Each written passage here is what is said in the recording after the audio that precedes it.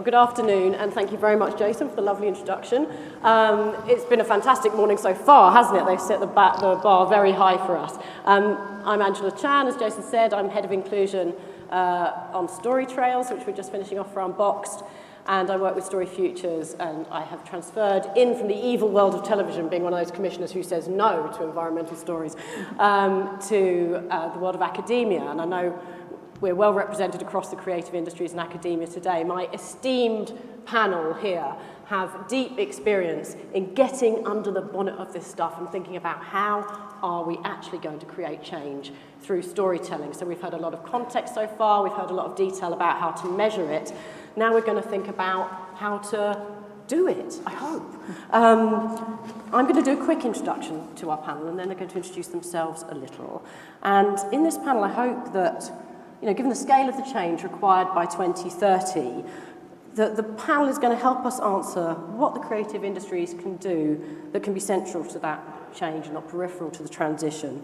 So on my right, I have Professor Lorraine Whitmarsh, who I hope is actually going to present us with some evidence from the academic world of what we can do, what difference our editorial choices around storytelling make, and how we can actually evidence the change that we can create. Is that fair to say? Yeah. I'm setting you up there. She's director of the Centre for Climate Change and Social Transformation, and she's an environmental psychologist specialising in perceptions and behaviour in relation to climate change, energy and transport. Next to her is Owen, Professor in Creativity at Swansea University, as well, of course, as much-loved author, poet, playwright, TV writer and occasional presenter. And more that he will tell us about. And last year, his feature-length drama for the BBC, The Trick, a conspiracy thriller based on the events of the ClimateGate scandal in 2009. It was a big hit, and he was recently creative exec on Galwood, running a team of 16 writers trying to populate these universes. Niamh Crawford is Senior Programme Manager at the Design Council, responsible for leading the delivery of social innovation programmes and helping the government shape policy around the creative industries and sustainability. And last but not least, Lisa Merrick-Lawless is a co-founder of Purpose Disruptors. She's an award-winning marketeer, speaker and creative judge who sits on advisory boards across the creative industries and works with Purpose Disruptors, sitting at the heart of the advertising industry and working with leaders on the inside to help them transition to an industry to create work in line with a 1.5 degree world. Now, I want to start by asking you each to tell me a bit more about your work by way of telling me what you're proudest of in terms of the work you've done that's created real change. Because, if I look at my long career, well, I've worked in diversity, I've been an exec producer, a commissioning editor. What have I really done to contribute to the climate crisis? Well, plenty, but what have I actually done to offset that? Not much, but you guys have. So tell us what you've done that you're proud of and how did you go about it?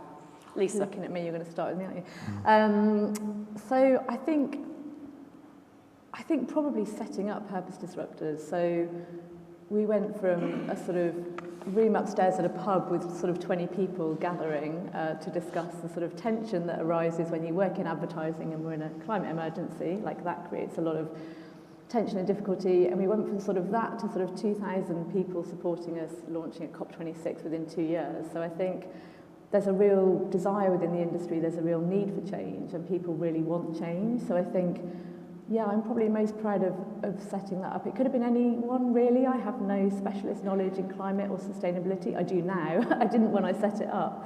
And so I think doing the thing that you feel is the right thing to do, kind of, and knowing that kind of change has to happen, and finding like-minded people is really, yeah, what I'm proudest of, convening people.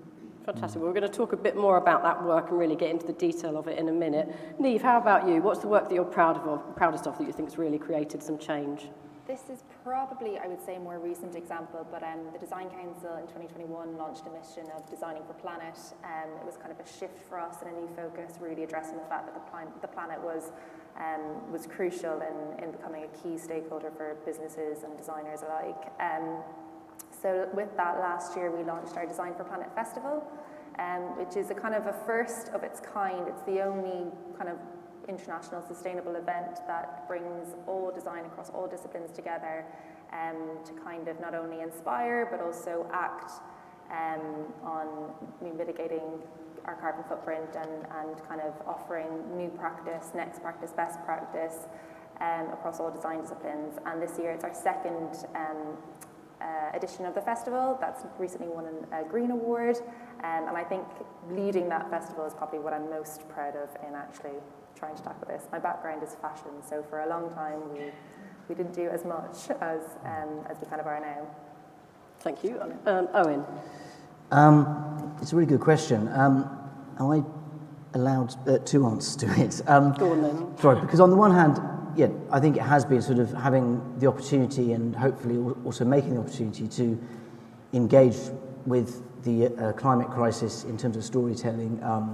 So certainly to get something like the story of the trick, specifically on BBC One at 8:30, as part of my sort of, I suppose, my passion about mainstreaming the conversation. I was very sort of proud about that, but to be really specific in terms of my writing work, most recently, just a couple of weeks ago, I'd have to zero in on the final speech in the week-long storytelling of Galwad. And the reason I mention that is that it was a speech that was given by someone who has seen the next 30 years. And I hope it's a speech that was not just about the idea of radical hope, that phrase that was first used by Raymond Williams, the fantastic Welsh thinker, but was also a speech that embodied that concept of radical hope, which is a hope which is not afraid to look unflinchingly at the truth, at the facts, but then still has the determination to be hopeful from that foundation, and therefore feels that much more authentic. The second thing is quite different, I suppose, as opposed to the world of dramatic narratives. There's this other element of storytelling that I hope we're also all here to talk about, which is the world of public narratives. That vital importance that we're all on that same foundational level of storytelling in terms of the truth of where we're at, because we can't tell stories about where we're going to go until we're honest about where we are now. And so 6 years ago, I was the co-founder of a college called Black Mountains College, which is essentially a university established for the climate crisis. We'll just teach a single 3-year BA degree in sustainable futures, arts, ecology, and systems change. And that's really about both creating the kind of graduates that we need, but also equipping graduates with the skills that they will need. And and we also offer FE, and we offer sort of sustainability 101 training for corporations as well. So in terms of playing into that world of a public narrative, that urgent public engagement, but also because it's set in the Black Mountains as a blueprint of how a learning community can be an engine for rural regeneration and for creating the kind of sustainable communities that we need, where we are going to be hopefully creating our own energy and our own food needs within that 20-minute radius. I think at Black Mountains College is probably the thing I'm most proud of. That's very exciting. I want to go back and do my undergraduate degree all over again. Thank you. And Lorraine, this intersection of where research meets storytelling in the media, tell us about what you do. Yeah, so our centre, CAST, the Centre for Climate Change and Social Transformations, is very much about looking at the role that people play in tackling climate change and fundamentally how we can engage the public with the issue. Part of that is about communication, so how can we tell people more effectively about climate change and the role that they play in tackling it, but also how can we change behaviour, because actually that goes way beyond just communication, that's part of it, but it's also about changing the system really to enable people to change their behaviour. So the sorts of things we do are we collect evidence around, for example, things like attitudes to climate change, climate anxiety, that's a recent thing that we've just been looking at. So we've done the first UK-wide study on climate anxiety to actually collect evidence of who is anxious and who and to what extent does that impact on their lives and their willingness to take action, and it actually impacts quite positively. But we're also very much about trying to get that evidence used by policymakers, practitioners and others. So to give you an example of that, last week the House of Lords published a report on behaviour change for net zero and environment. I was an advisor on that, and that's a huge body of evidence on what works to change behaviour, what is the role of communication within that, where is there good practice happening. So there are some great case studies in there, and crucially, to what extent is the government doing anything on this? And there's a big gap there, basically. So it's really calling the government out to say, you're not doing enough. So those are the sorts of things that we do as well. I mean, I think what I find fascinating about your work is that, we've had, it feels like years of on-screen stories highlighting climate change, drawing our attention to the damage we're doing, from the news to Blue Planet to disaster movies. But these stories don't really seem to shake us into action. I mean, it's interesting what you say about anxiety. Should we as creators be making people feel more anxious so that they actually do something? Or have we moved on from saying this is really important to the specifics of how we tackle it? I mean, Michael Sheen started to talk about this earlier, but how do we use that creative process to act as a call to action without just being too didactic? I mean, Owen, I'm going to come to you first because, in your experience as a writer, how do you keep it entertaining? I mean, I know from, sitting in commissioning, unfortunately, this is true. There is a perception. I've worked within senior management, Channel 4 and the BBC, and when the climate pictures come along, you're like, it's a ratings killer, isn't it? How do you keep it exciting? I'm afraid it's true. Yeah. It's a fascinating and a very urgent artistic challenge because it's the only issue I know where you still encounter this idea of, okay, let's talk about climate change, but whatever you do, don't actually talk about climate change. It's sort of like shush, don't scare the children. And we understand why, because crying emergency or talking about the facts that are hard to see, but we do need to see, can be an immediate turn-off, and it can just freeze people. You're absolutely right. But that's why I talk about these public narratives and the artistic narratives, because I really think the artistic narratives, and of course Michael's absolutely right, these need to be human stories, they need to be very nuanced, you need to come at extreme angles of entry, and they need to be about opportunity and possibility. I always think they need to be about how we're not actually living at the end of everything, but at the beginning of something. It's about pivoting towards this extraordinary moment. I mean, it's also a storytelling gift. It's absolutely fraught with drama and conflict and hope. No other generation has ever or will ever inhabit this moment that we are living in now. These next 5, 6, 7 years are vital, are crucial. So all of that is incredible storytelling material, but I do feel that as a society, we have to share the same foundational public narrative in a way that we did with COVID very quickly, or in situations of conflict very quickly, which is why, Article 12 of the Paris Agreement says that all countries should absolutely commit to models and systems of public engagement and public education. And although you say that we've had those documentaries and that kind of things, I think we're nowhere near there. I think the storytelling is way behind the science.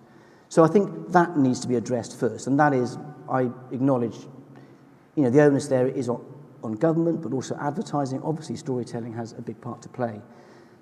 But then, as you say, how do you make a story that people want to step into the cinema and turn on the TV or step into the theatre and see, and that doesn't leave them with a sense of just, numb despair? I'd love to say I had the perfect answer, but I suppose instinctively I'd say that it is about mainstreaming. This isn't just about fictional storytelling. I think it should be about lifestyle TV and DIY programs and all of that.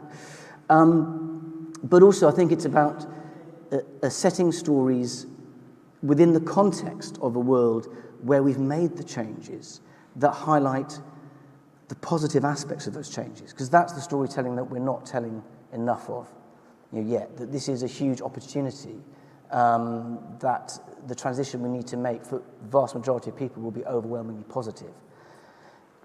But, to tell an exciting, dramatic story about great positive things, it's hard. So that's when you do come back to Michael's answer. It has to be about the human stories that result from those transitions and all of the difficulty and the conflict therein. We're going to see a clip from the trick in a moment, but I have to put out an emergency call for the clicker because I've managed to come on stage without it. Does anybody know where it is?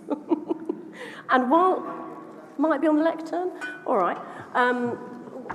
While Jason's kindly being our gopher, I was looking at him like, come on. I'm going to ask Our career can nosedive in half hours.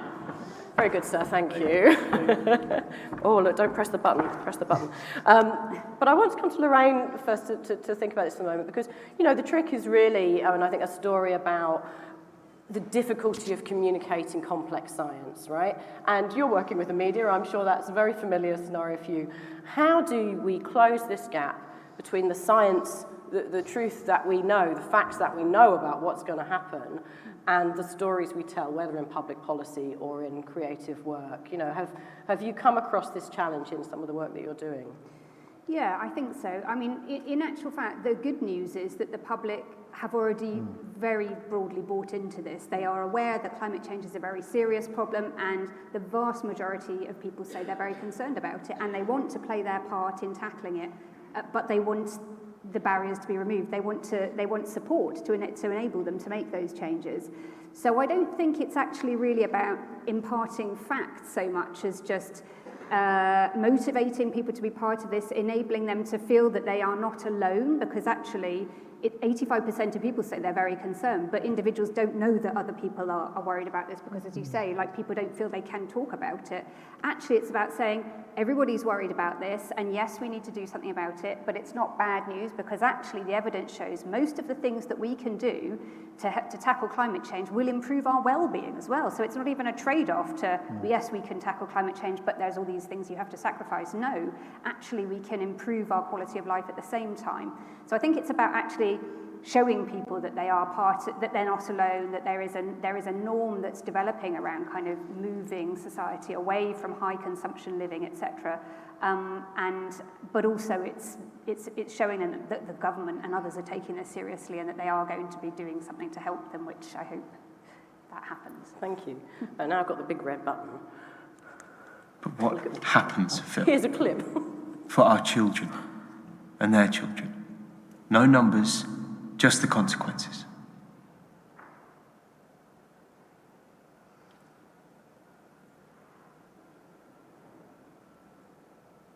Well, by 2100, dust bowl conditions across North America and Africa, Asia too.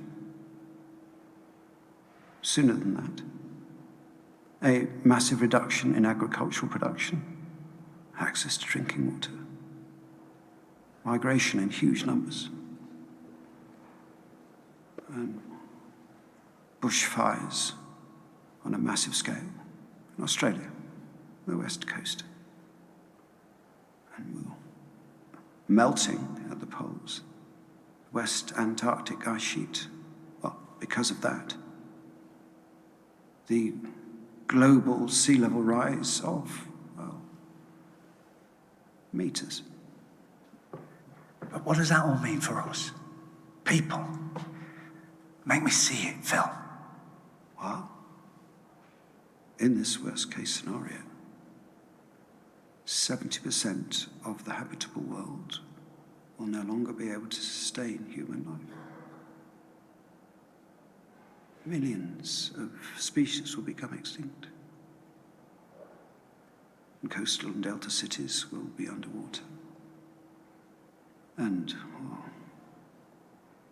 if the methane in the permafrost and on the seabed is released, well... Yes?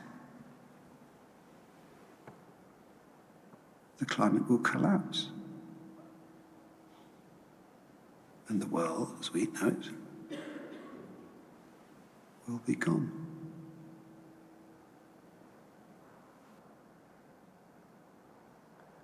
So, Owen, give us a bit of context for that clip. For those who haven't seen the programme, you know, that moment is, you know, you really build up to that moment because partly the story is about the challenge of communication, isn't it? Yeah, because I suppose seen out of context, in one way, that's kind of the exact opposite of what Michael was saying. You know, that's very on the nose. But you're right. The ClimateGate events of 2009 was a situation where thousands of emails from climate scientists were stolen and were published online out of context to make it look as though climate science was all cooked up. And it was an incredibly successful misinformation campaign, so one of many around that period, which was in response to the world starting to move. You know, Obama in the White House. And two separate studies have said that the misinformation campaigns around that period successfully pushed back public opinion on climate change by 10 years. So they stole 10 years. So that's something else that we need to talk about, that an understanding of the power of storytelling for those who would like us to act very slowly on climate change. You know, they've understood that very clearly. You essentially the oil companies. But you're right, this was the human story of what it was like to be the scientist at the heart of that, what it was like to be at the heart of a situation which was all about communication and storytelling. So you're right, for Phil, at this point, he had totally shut down. He was incredibly fearful of actually even trying to communicate. So within the story, we've had to get to know Phil and his family and all of the background situation, I felt, before we could have this moment where the PR team, who he's working with, and in the end, the University of East Anglia, where the scientists were from, it was interesting to try to push back. They went for street fighters. They went for Sunday tabloid editors because they realised that's how they had to play it. It's only at that point that they're pushing Phil, towards what is the human story of if we do nothing. So he's talking there about 3 to 4 degrees. But I think we should also acknowledge that we're probably looking certainly between 1.5 and 2 already. And I will put my hand up. The trick, a large part of the trick was about getting that moment on BBC One at 8:30. And there was a really interesting pattern that we became aware of with that scene specifically, first with the cast, then with the crew, and then with the audience.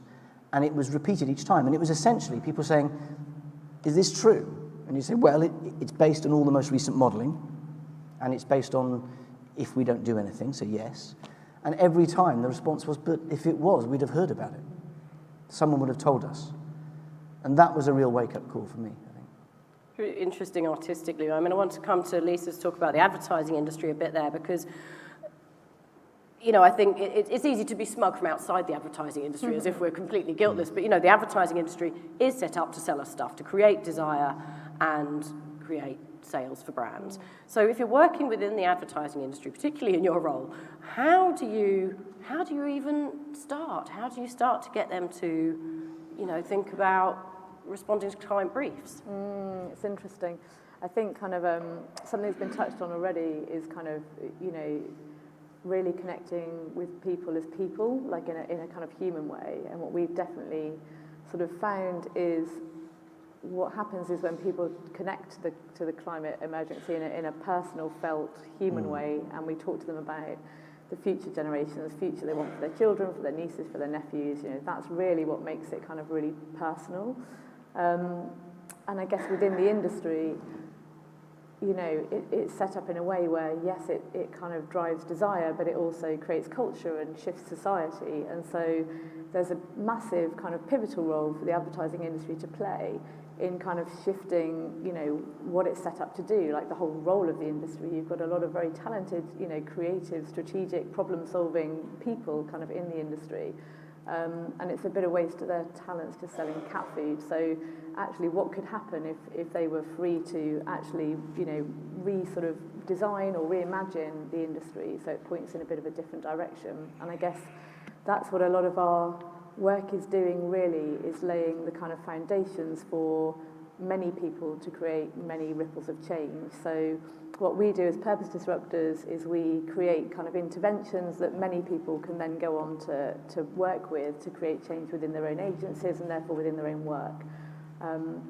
So it has a sort of ripple effect kind of within the industry in terms of sort of what we're doing.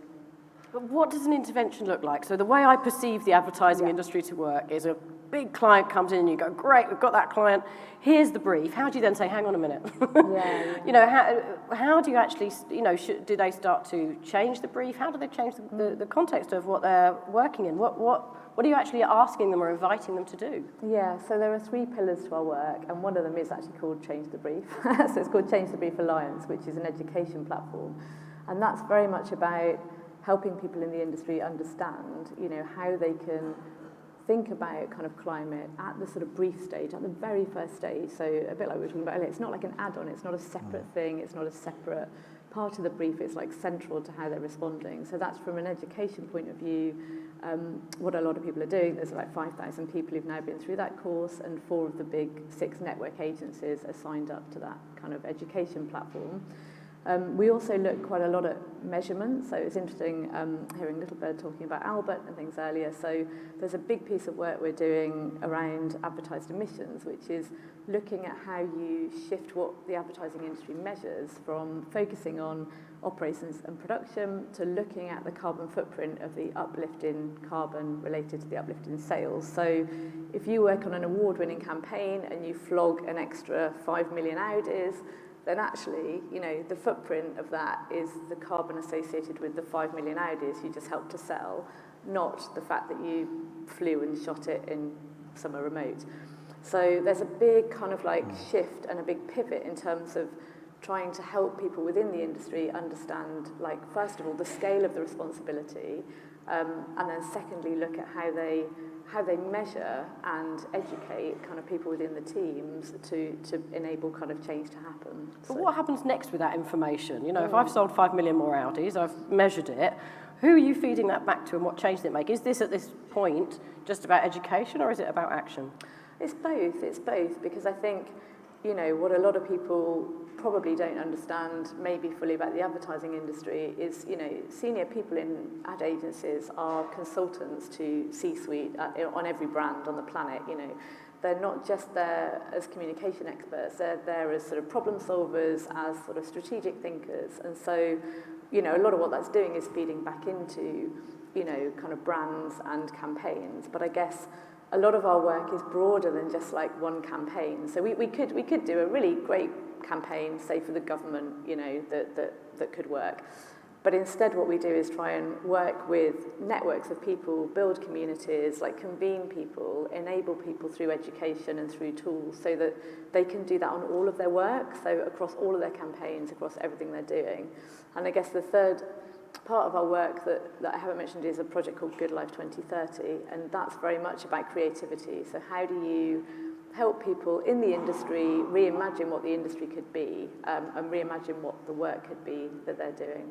So let's talk about Good Life 2030. That launched at COP26 and it's an ongoing project to engage advertisers and engage audiences in the challenge, right? Do you want to tell us a bit about that? And I think we've got an example. Yeah. So it was really interesting actually listening to Michael earlier talking about citizens and the importance of starting with like real people and diverse audiences. So the start point for that project was talking to citizens. So we did some deep qualitative research with a group of representative people, the sort of 40% in the middle, if you like. So not people who are really disengaged, not people who are, you know, kind of activists, but the people who sit in the middle who, you know, like you were saying, 85% of them are really concerned about climate, but they don't really know what to do. They might not be able to take any action just yet.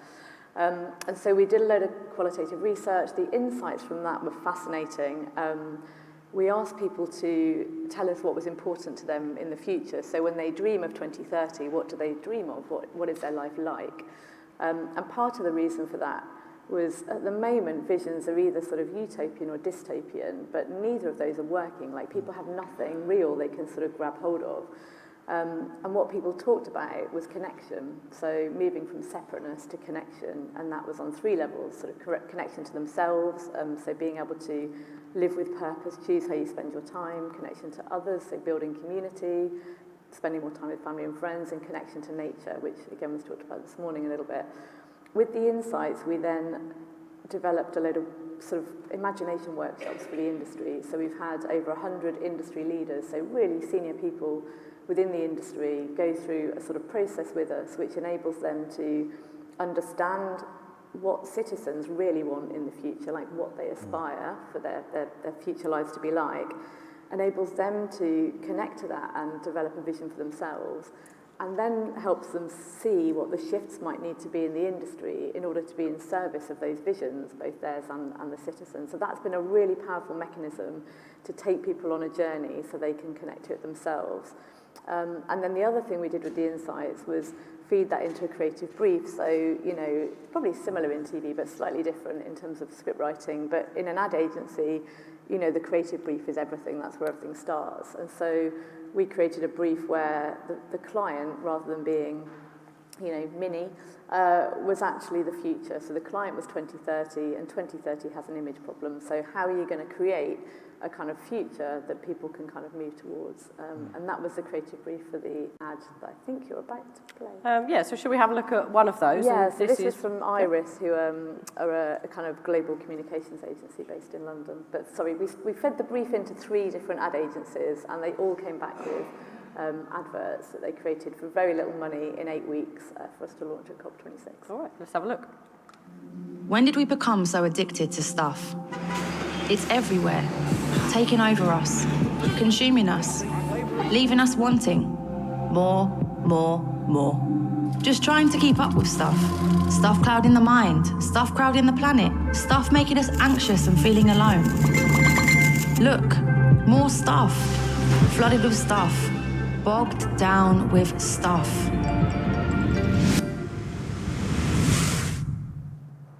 But what about the good stuff?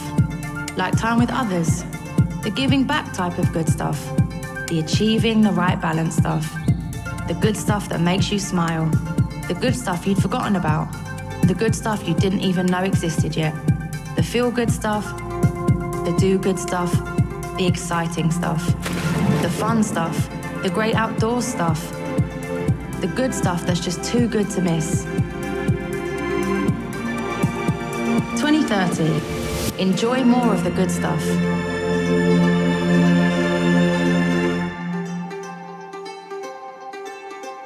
What sort of impact? Were you able to measure the impact of that campaign? I mean, what's really interesting with what we're doing with these adverts is at the moment they're being used as sort of a demonstration of what's possible. So they're more internally facing back into the industry to show, if that isn't brought to you by Tesco, if it's actually about citizens and society and shifting society, then what might be possible with the skills that are kind of, harnessed within the advertising industry. And it's an ongoing project, so we're just about to brief another 3 kind of ad agencies to create more, and the idea is to create, a library of case studies that people can look at and understand, what that kind of might mean.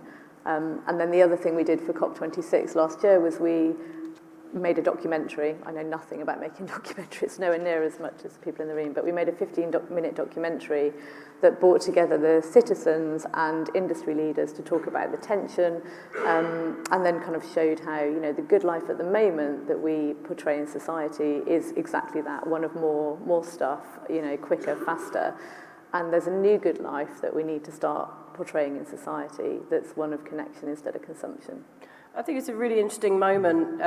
I would encourage people to go and have a look at the Good Life 2030 website, because I think some of that sort of citizen thinking it struck me as really exciting and a real shift in society since the pandemic. We've sort of had a moment to reset our values. I want to come to Niamh now. Like, design has a similar challenge in a way. It is about more stuff to an extent. And, I know a lot of the people in this room will be involved in kind of, cutting edge product design. And, how do we make that leap between the design industry? How can it contribute to changing the narrative?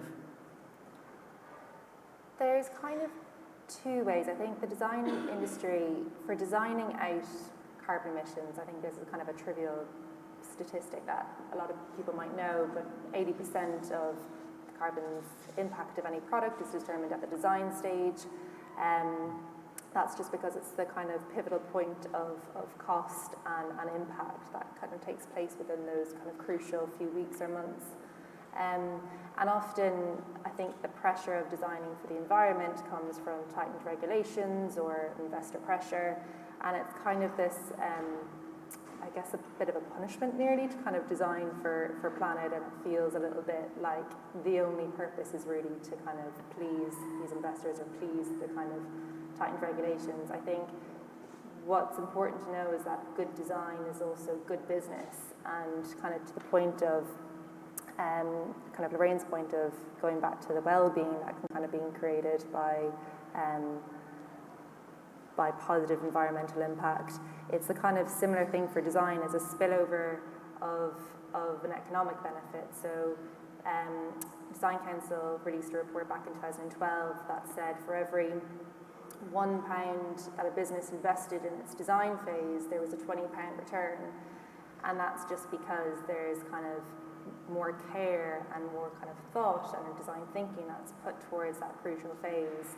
And I think just allowing really SMEs especially understand how nimble they can be and how nimble they are in designing for planet is really important, and that's what our festival that we launch each year, this Design for Planet festival that cultivates action. It brings together businesses, designers and policymakers to understand what can be done when those three actors and more actors are kind of in a room together discussing design thinking, especially the design phase. So if I'm understanding the Design Council's work right, you convene policymakers, designers, and who else to have this conversation, and do you measure the impact of that? Do you know that it actually leads to a change in the design process? Yeah, so we have, so we're kind of conveners of designers fundamentally. We support the 1.97 million UK design industry, but as well as that, we are bringing in businesses into that conversation, as well as policymakers, local government, to address these issues. We have three, similar to Lisa, we've got three pillars within our organisation. We've got research policy, which is work that we do with our design economy report that's published each year that really measures the economic value of designers and the creative industries within the UK. We also have a pillar around championing, so that is our festival each year. That is a third-party space for these actors to come together and educate and inflict change through design sprints. And the outputs then can be seen at the following year's festival. And then our third pillar is around programmes, so that's design and practice, and that comes from two divisions within the Design Council. We've got built environment and we've got social innovation, and so they're working with town planners, they're working with public bodies like the NHS, with local city councils to really tackle complex societal issues with design thinking, with conceptual change, with behaviour change within those organisations. So it's those three pillars kind of together that. So I feel like in this panel we're sort of going back and back and back through the production chain. We start with a sort of cultural product, a television programme, but actually we're going back through the people advertising products, the companies making the products, setting the brief, to actually the policy. And at the beginning, Owen, you talked about changing both cultural narratives, the stories we tell, as well as policy narratives. How do we start to bring those threads of stories together so that they make a kind of impact, as one voice? It feels very disparate to me at the moment. I'm not quite sure what I'm trying to express there. It's just that we all want to go in the same direction, but it feels very ephemeral. It's interesting, isn't it? Because we're talking a lot still about individual behavioural change, which of course I understand, but we know that the significant change that we need to make will be driven by systemic change, which we have also been touching upon. So when I think about this, because you're quite right, I think for so many people, there is, as you've said, 85% of people want action on climate change but not quite sure what to do. But I think what people don't experience yet is they're not feeling the systems around them imagining with them. And both through stories and, I'd say, as much as possible in real life, we need to allow people to feel what that kind of transition is actually like, and acknowledge the extent to which it's incredibly intersectional. So these are stories about justice, and I think the more that we talk about this in that kind of framework, that will also help to braid them together. Because the short answer to the title of this panel is yes. It's all about storytelling. The fact that we haven't acted so far has been a failure of narrative on the level of a species. But that also means that we really can actually engage real change through storytelling. But I think it is about bringing the systems with us now and allowing people to feel that some of the burden has been taken by the systems around them. Because we've all heard the stat, 70% of global emissions are from 100 companies. So also, who is our audience? Who do we need to target to really make change? I know that in the ideas I'm having going forward, I want to be targeting the 40-plus male readers of the Daily Mail and the Express and the Times, because the kids have got it. They understand it. My 8-year-old is like, why are you talking about how to convince someone to buy the environmental product? Why is there anything on a shelf anywhere that is environmentally damaging? That's a very good point. Brilliant, innocent question. I think you've given me the perfect setup for Lorraine's work, which is, I think when we're thinking about what does the output of our work actually do? You've done some very interesting research which actually measures those different types of portrayal, haven't you? I've got a few slides here. Perhaps you could just talk me through them. So tell me about this Greta effect work. Yeah, so this is work that we've actually just completed and we've just submitted for publication, but basically that there was some work by colleagues at Exeter University that identified this shift in the visual representation of climate change, particularly in the news media in recent years, away from polar bears and sort of those kind of, icebergs and things, very distant imagery that didn't really help to kind of make climate change real to people, particularly in countries like ours, away from that sort of imagery towards more protest imagery, particularly in the last sort of 3 years or so. And obviously reflecting in part the fact that Greta Thunberg and the sort of Fridays for Futures movement and all of the school strikes and everything. So there is a different portrayal of protests than has gone in the past. So I think if you sort of maybe move forwards a bit. So these are the sorts of images that we might see a lot of in the news media sort of in recent years, but contrast very much to the past. And it chimes very much with how, the evidence actually, which is that it's much more engaging to see people, and this is what we've heard a lot of, is it's the human story that really works to engage people and to make it real and to make it relatable. And so, in theory, this should be actually something that works to bring people with us in terms of thinking more about climate change. However, the sorts of people that work particularly well are not necessarily protesters, because actually, if you look at Climate Outreach, who do great work in terms of the evidence base on how to communicate climate change, their guidelines for how to visually communicate climate change are things like have images that are very authentic, that they are that bring it home to people, that show what is possible, that show the behaviours that you want people to make, etc. But be very careful with protest imagery, because yes, there are people in it, but actually they're showing kind of people that are very disruptive, that they're challenging the status quo. And what we know from the wider evidence base around kind of protest imagery, if you look on the next slide, is that actually people tend to sort of see protests as being kind of deviant, antisocial, especially if there's police in the image, they're actually showing this as like clashing with authority. And so the media has sort of tended to kind of be a bit wary about this, and audiences have not necessarily sort of seen this as a positive thing. In the research that we've been doing, what we've been trying to do is test whether this new sort of protest paradigm of showing young people, often young girls, out on the streets protesting around climate change, does this actually show climate change in a way that is more engaging than some of the works that's gone before? And so if you sort of look at one of the examples that we've been showing in our study, this is one of the images that we sort of show as a kind of typical sort of, there'd be police or some sort of like security guard presence hauling away protesters. This is the way that protests often are shown.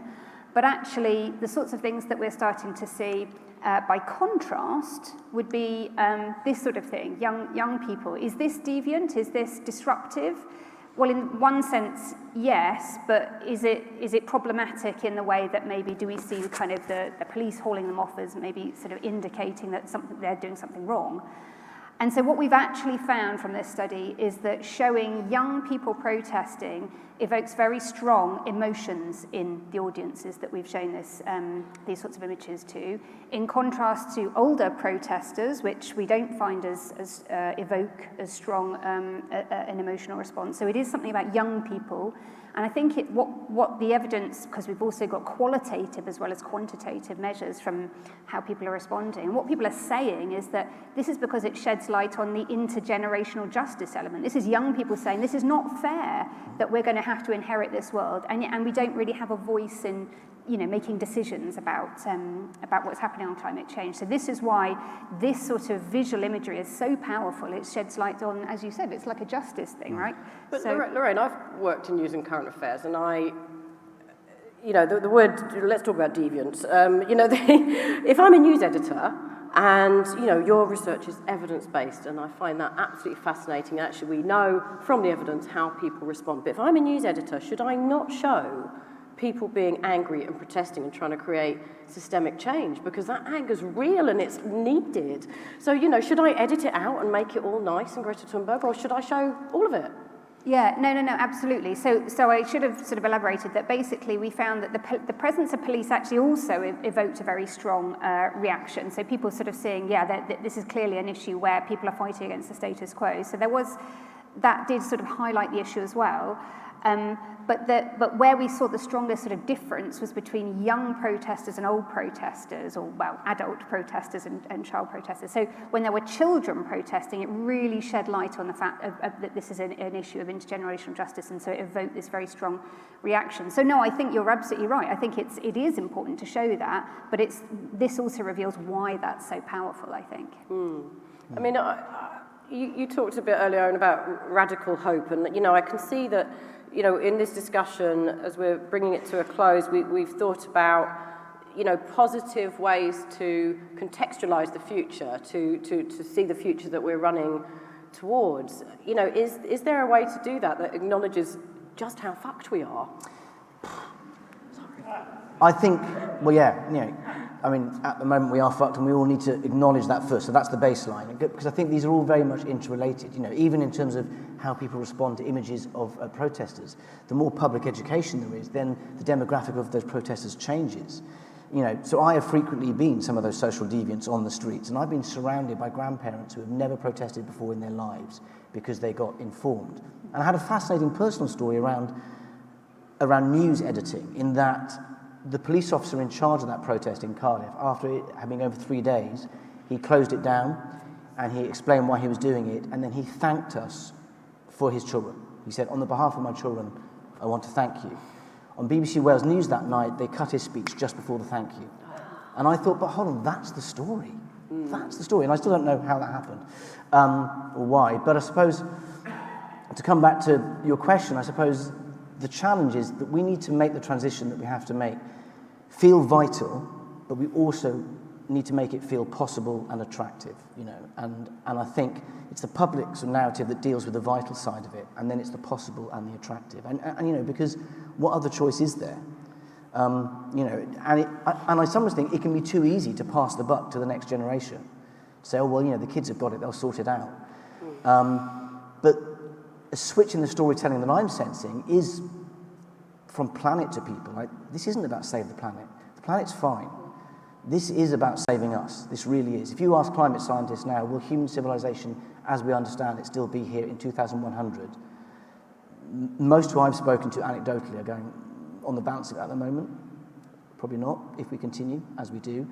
But in the face of that, I think we have to put the emphasis on the possible and the attractive. You know, and I haven't got the answers to that, but that's a fantastic challenge to put out to the room.